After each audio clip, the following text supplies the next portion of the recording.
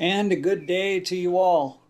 Today, a little urban scene, more of a doodle than anything. I did this sketch a couple days ago over coffee and just getting around to inking it now. Very simple little design. There's no background, no trees. I won't be painting in a sky or anything. So that's given me license to spend a little more time drawing and just having fun with that process. Completely made up place, no reference. I'm on approximately 6x9 sheet of hot press paper this time. It's 140 pound. So it's a nice smooth finish. And when I put this together, I really wanted to see how the paint would react to it and see what kind of a look I could come up with. I do want to add a little more pigment to it this time around and more or less just experiment with colors and again how they work on this type of hot press paper. I've taken it off a block, by the way, and cut it in half, so that's why I have it taped down. So that's by the way, that's the Lamy extra fine fountain pen that I'm using, and the ink, if you're interested, is Diatramentis document ink. So on the roof, I just added in a line down the left side of the roof there, just to indicate that I'll be adding tiles later on. So I just wanted to indicate where I have, because all the paint will create the texture for the underside of it. Speaking of tiles, my roof will probably be that terracotta look. So for the chimney here, I decided to use an ultramarine and a burnt sienna. And with the hot press paper, I just put a nice wet mixture in, and literally people talk about dropping colors in. That's what I'm doing. I'm just loading up my brush and dropping colors in and letting them work on the page. This whole process, this particular painting, this little doodle, it's almost like a not paint by number, like a coloring book. So while the top part was drying, I move over to another section that I know what the colors are going to be, and so I moved over to the staircase, well away from my my chimney, so I don't risk blending the colors or mixing up the paint. So I'm working on the staircase here, and that's just a raw sienna. And I'm using a round brush. That's one of my favorites now, that number 6 round. It's got a great point, and it does hold quite a bit of paint. So back to the color, sorry.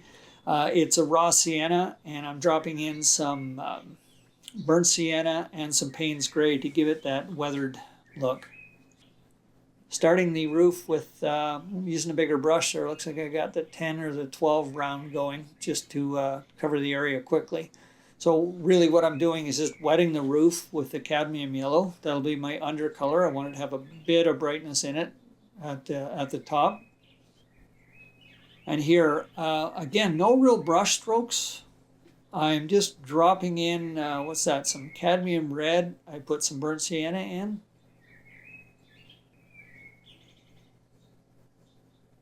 And there I made a note for myself at the top of my painting that yes, it is hot press paper, and put a little sun there to indicate that the light, in this case for this painting, given that there's no background or trees or anything like that, I'm just going to have the light coming straight down. So all my shadows will be cast down when I get around to it.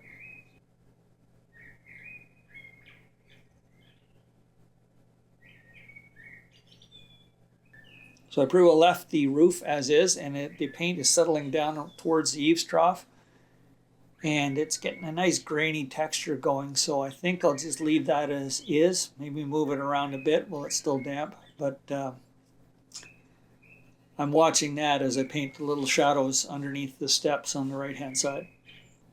So my chimney stacks here are just Payne's Gray. And with this guy here, seeing as he's sitting on the very top of the roof, I'm just dropping a bit into the wet paint of the roof to create a bit of a stain up there. So as with most of my made up places, I like to picture the owner as having acquired the main part of the house, that tall, crooked portion, and realized it was far too small for him and his family, so he starts adding on. In this case, he looks like he's got a rental unit on the side, on the second floor, but on this side, he's got a little outbuilding, little extension going, and the main part of the house is like a stone stucco type thing. So he's built a little addition on here on the left-hand side. So I'm making that a weathered wood look. And that was ultramarine that I put in for the main color. I lifted out a bit of it. So same process I did over on the left. Wet mixture of ultramarine. And you see it's still damp enough that I can go over and move it around. I didn't like what the texture was doing, so I just go back in with a wet brush and just moving the paint around a bit.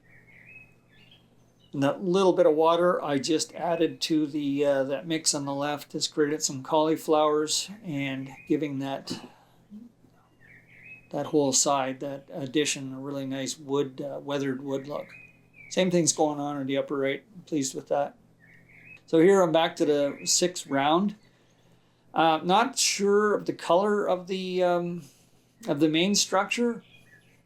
When I was thinking about it, I thought, maybe I'll make it a red, really make it different from other things. But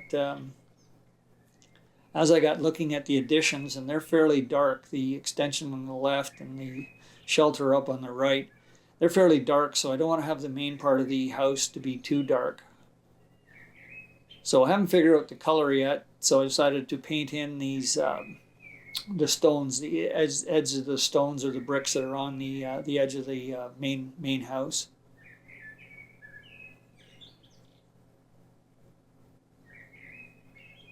And what I like about doing these little urban scenes, or when you do an individual house without a background or any extras and busy stuff around the outside, you can spend a little more time adding details and points of interest to your drawing.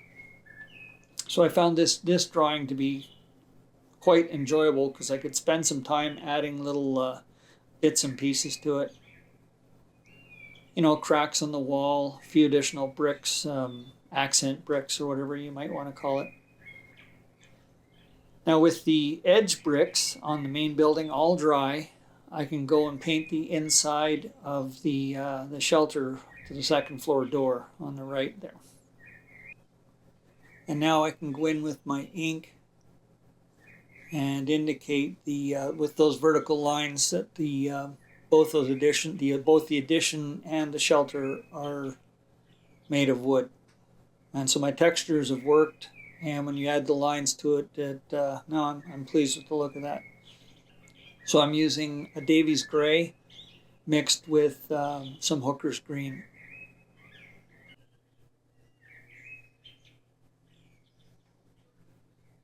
And with the hot press paper, it's really workable.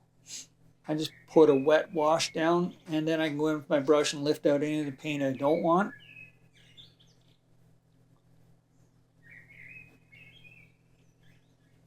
And here I'm back to literally dropping in colors. I'm just touching the damp surface. I've got, what brush have I got there? It's a little bit larger. I think I got an 8 or something, an 8 round. So it's loaded up with paint, and I'm just touching the surface and letting the pigment run into the dampness and see where it goes. So this is pretty close to real time, and you can see how workable the surface is still. I think at this point I could go in and lift out all that paint and start all over, and you wouldn't even know it. Now my building's a bit dirty, looking old. So I thought I'd use a nice bright sap green for the entrance, the main door, to at least make it look somewhat inviting. For the sidewalk, it was a bit of Davies gray, and I was using some of the muck from all the colors that I'd used previously, and just created this color for the sidewalk. Kind of a gray look. I want the upper part to be light, and I just can add some dirt to it. Now my door was green, so I'm going with a green shutter over on the left. Goes in wet, add a bit of burnt sienna to give it that dirty look. And I gotta tell you, I'm rather pleased with the way that extension looks on the left-hand side. I like the color combinations, I like the weathered look. Now for my windows, it's just Payne's Gray. I don't have a sky color, so I'm making them a little darker than usual. Now, keeping the core of the building a bit lighter, I'm able to now dress up the windows with a nice rich mixture of burnt sienna for those decorative stones that are over the windows. So that's wet, and at the base of it, that's a Payne's Gray, just to dirty them up and again give them some depth.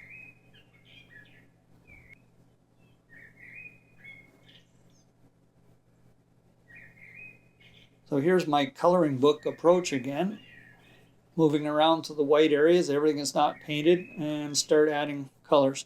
I'm using the same process here as I did with the other two windows.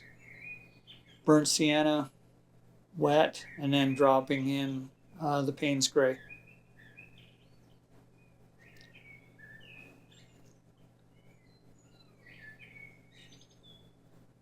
While that's drying, I got out the extra fine Lamy Safari again and drawing in all my tiles. And there's that bit of dirt I was talking about. I just wet the sidewalk and dropped in some Payne's Gray just to enhance that color a little bit. Now, if you've been following along, I am using my go-to colors for this for the downspout here.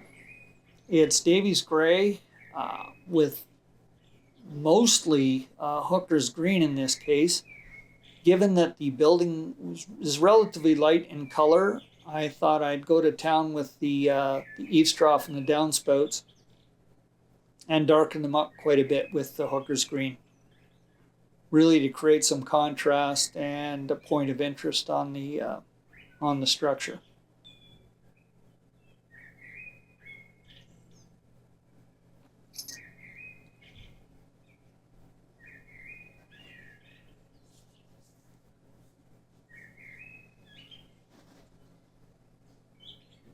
So here I think I'm mixing up shadow. Yes, I am. That's a combination of the that purple I always use, Carbazole Violet. There, I remembered to name it. Carbazole Violet and Payne's Gray. And I've indicated that my light source is straight above, so the shadows aren't really pronounced. I've just darkened the areas with that purple and the Payne's Gray.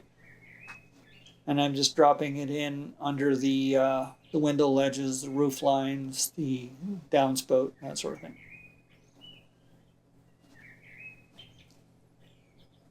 Now my front steps are concrete, cement, or whatever, so it's a Davies Gray, nice wet mixture, and then adding in the burnt sienna and the Payne's Gray to give it that well-used look.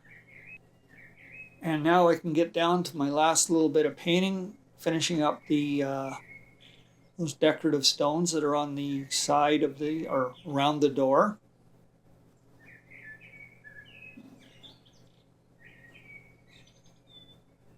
A few little dark bits here for shadow under the handrail, under the bottom step. And we'll pull the tape off it and see what we have. There it is. Thanks for dropping by, and we'll see you again soon.